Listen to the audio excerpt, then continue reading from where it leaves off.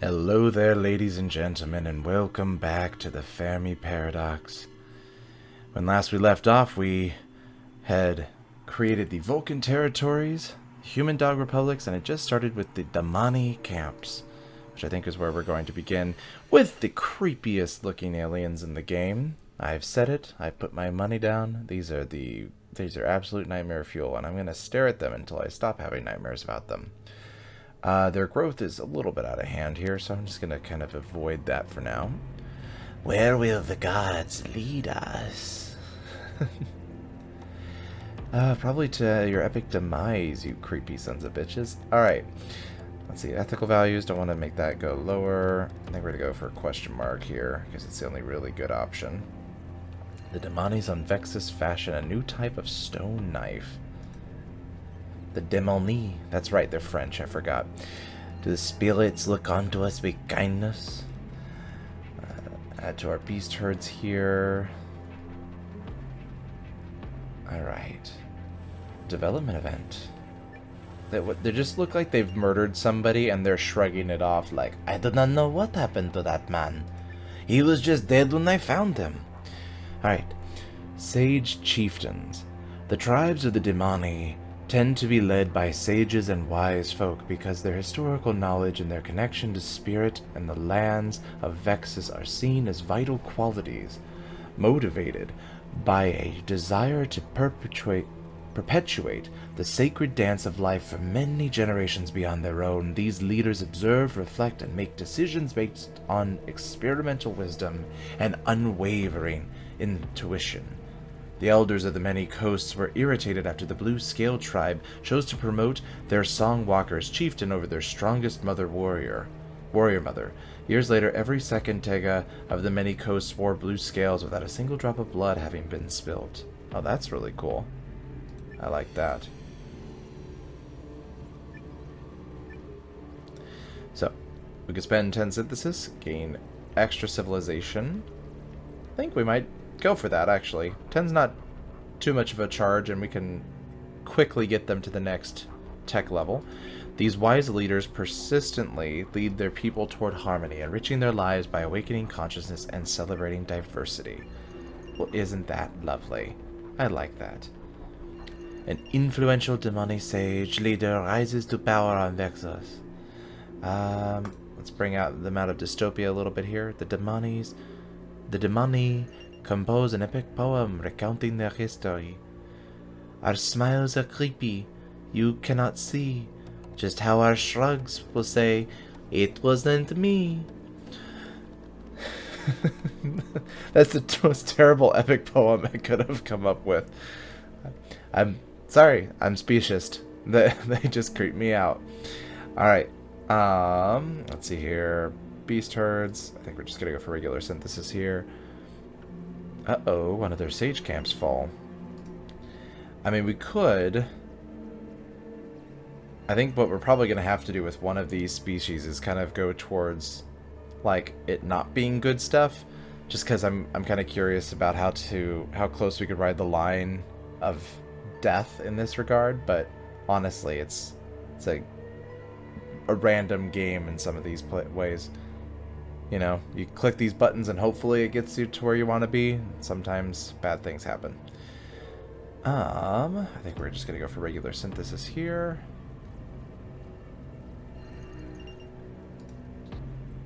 Pull them out of dystopia a bit. Now, we already composed one epic poem. We do not need two. The depleted land region of Vexus recovers under the care of the Demoni planters. Alright, Vulcans, how we doing? Depopulation. Not so great.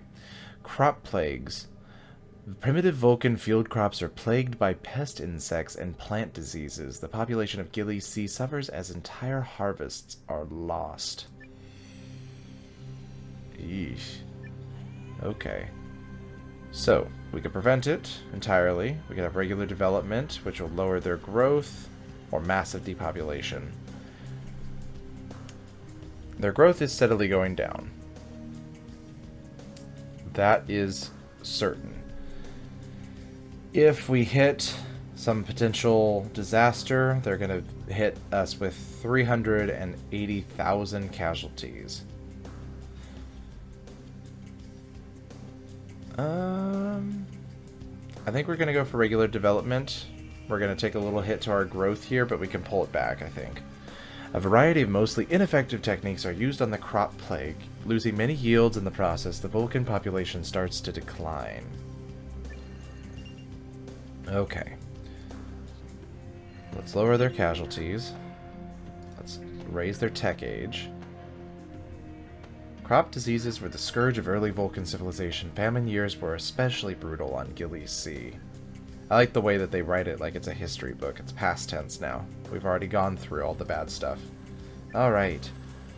They are now in the Bronze Age. The Demani have been testing the limits of the planet's generosity, and now will learn how to wield bronze in a new age. Oh my god.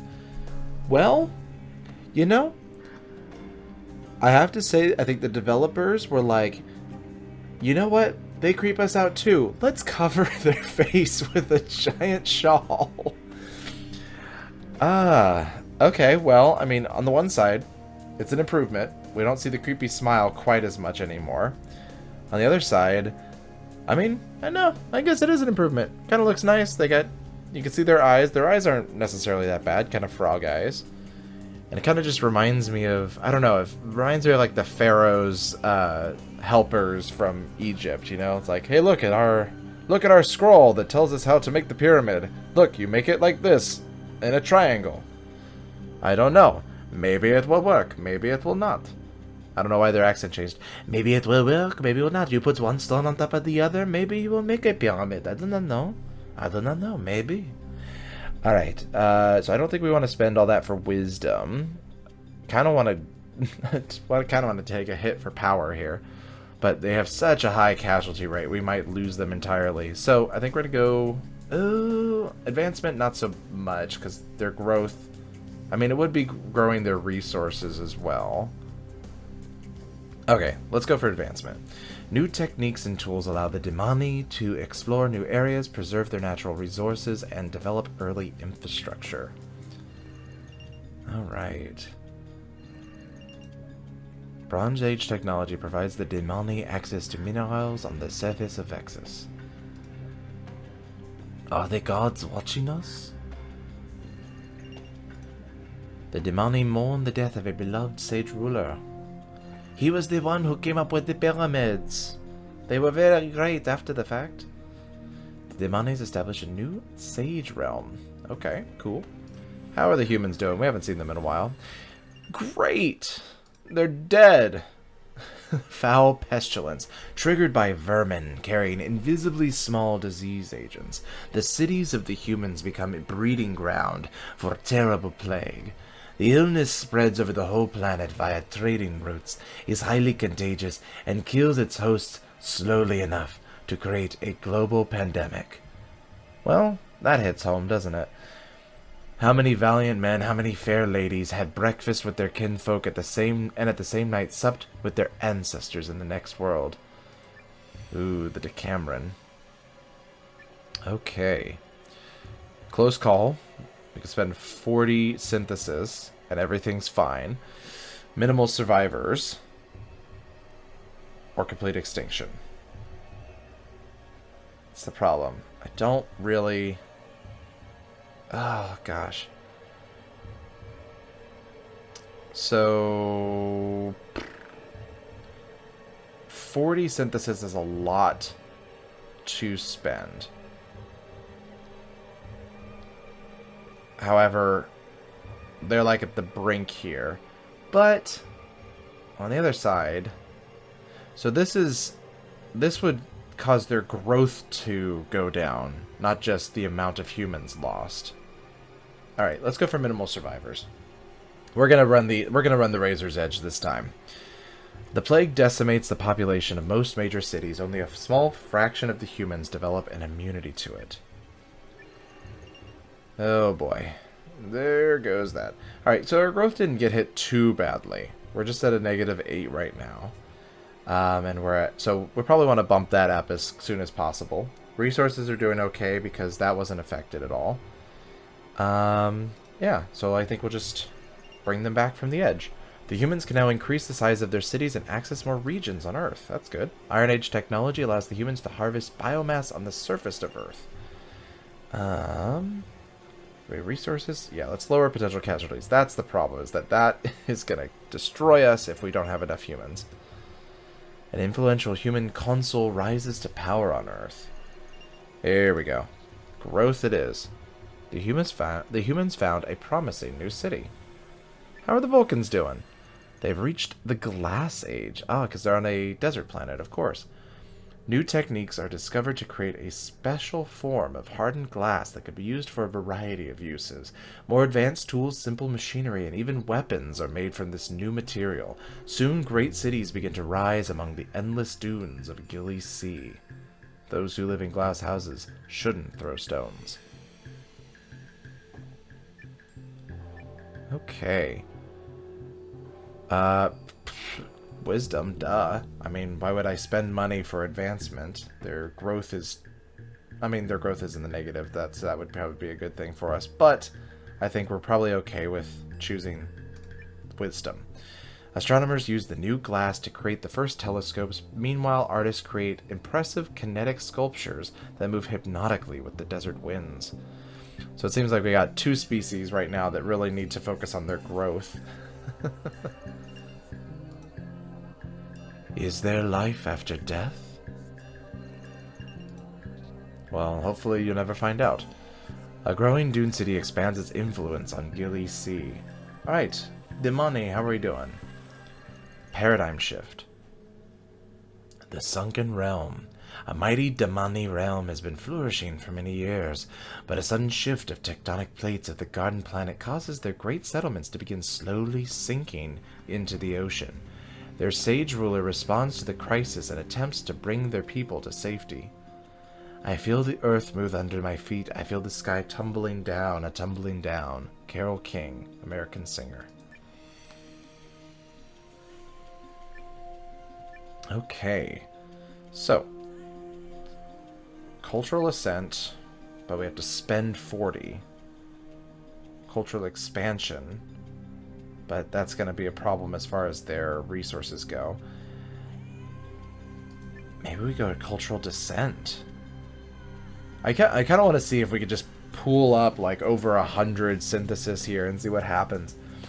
So, in their desperate flight from the shrinking settlements, the once great realm must resort to piracy and raiding to survive. Their names becomes feared and reviled across Vexus. Let's go with cultural descent. Tech.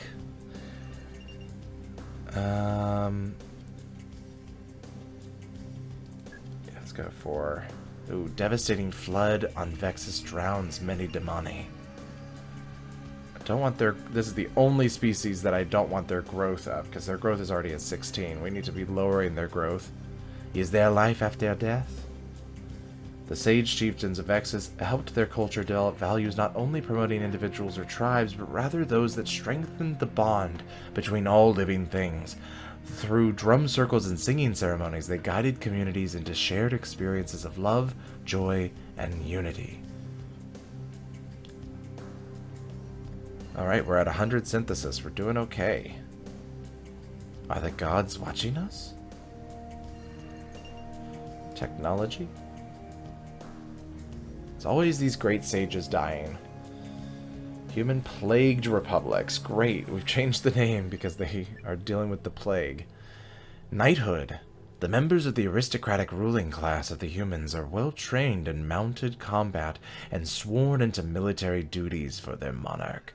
They live by the moral code of chivalry, died by the blade and valor, and drink an intoxicating fermented beverage known as ale.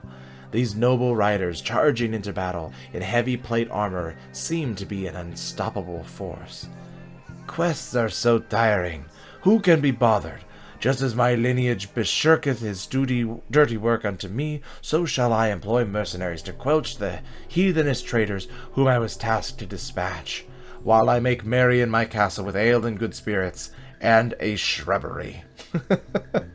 Sir Lamoret the Lazy, Maru Knight. And a shrubbery!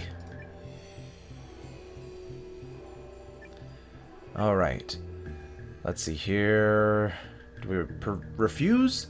No, we want knighthood. But I don't know if we want them to be an absolute power, though.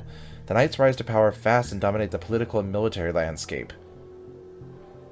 Why does that sound awesome? But it's gonna be so... It's gonna increase their harm potential. I want the crazy thing. Alright, the knights... I'm choosing all the bad options this time around. I just want to see how fast we can destroy the universe.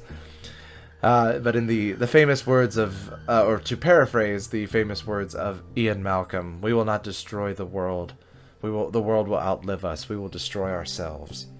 Same thing goes for the universe. Alright, the knights rise to power fast and dominate the political and military landscape. I like this knight. We're going to create Game of Thrones on Earth here. Alright, growth needs to come back, because we need them to not die. A growing city expands its influence on Earth. I don't want to lose their tech. Ooh. I just heard the cool throat singing that's happening in the in the audio here. Are there beings like us beyond our world? Oh, I shouldn't have gone for technology there. I should have gone for growth. It's okay. A remarkable scholar is celebrated on Earth. Are there beings like us beyond our world? We ask again. Are there other beings out there? Overkill warning. Harm potential very high. Very, very high. Alright. Are there beings like us beyond our world? I think that it's like a mantra. It's part of their meditation. Alright, the demoni are in the new technological age. They have reached the Iron Age.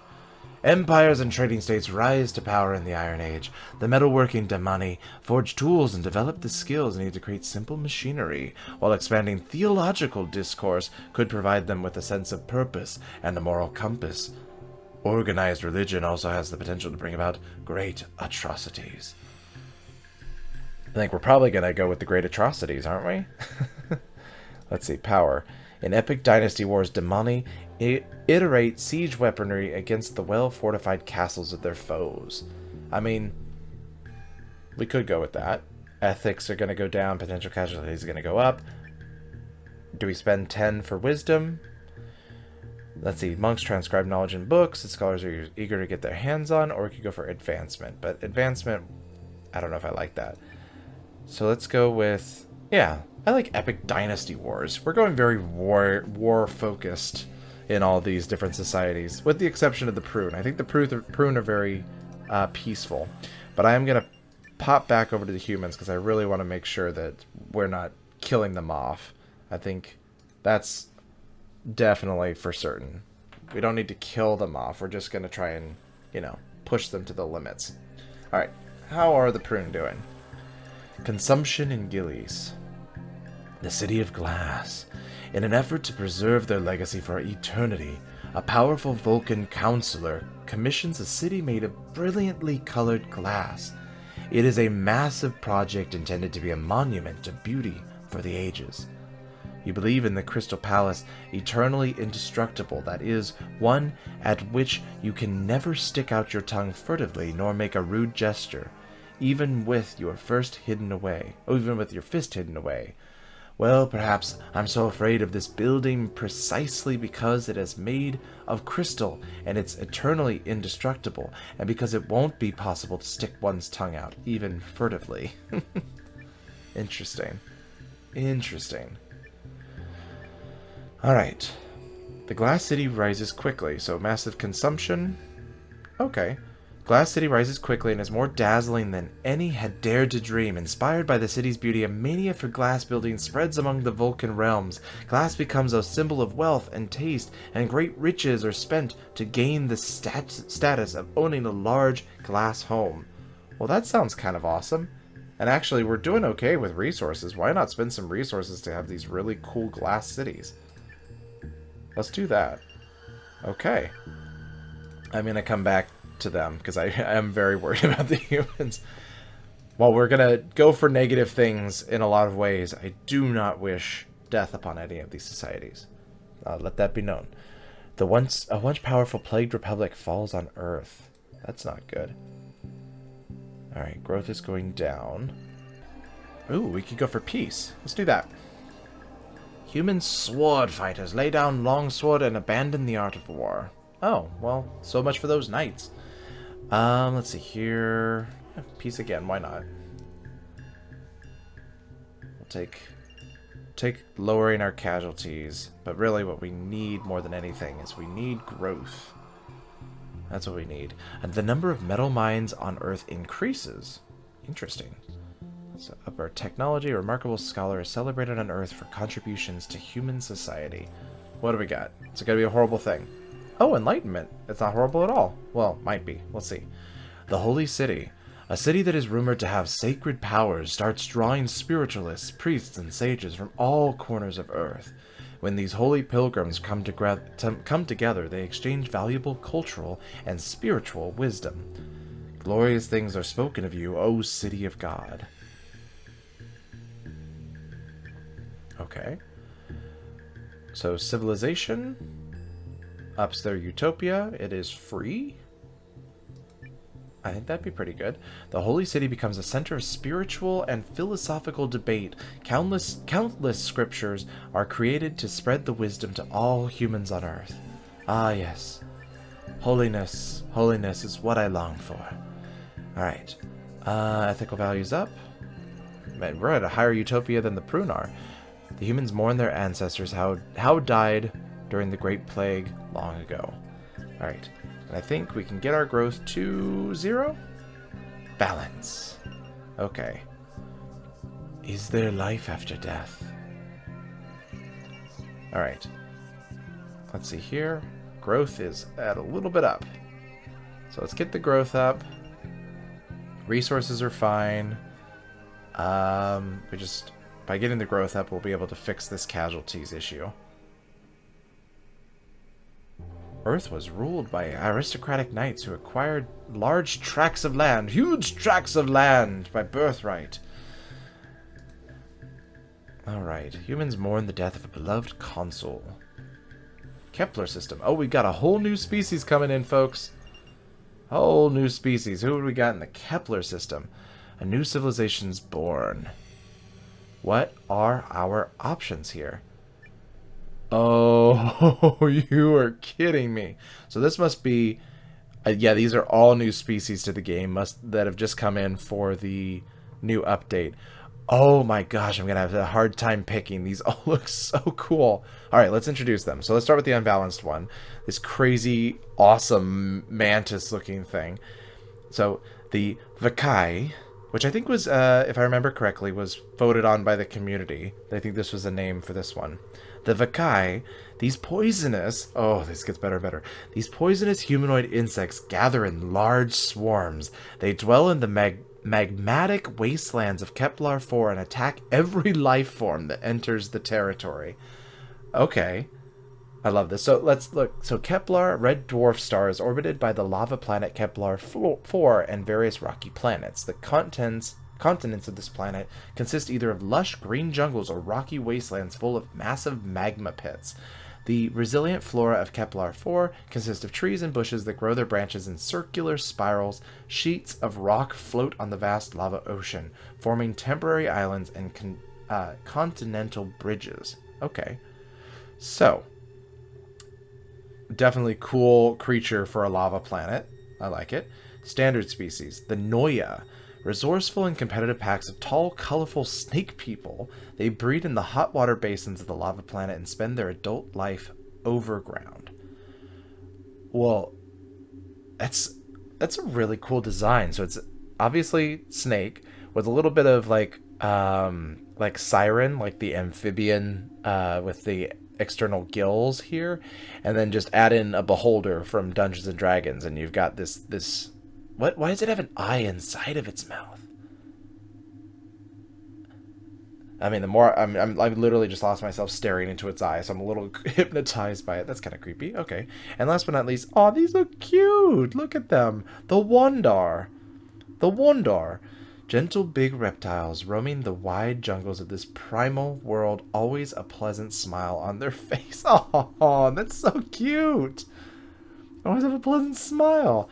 Oh my gosh, all three of these are so freaking cool. I don't know where to go. So on the one side, the Wandar kind of just won my heart there with their little cute smile. I love it. On the other side, these guys are freaking cool.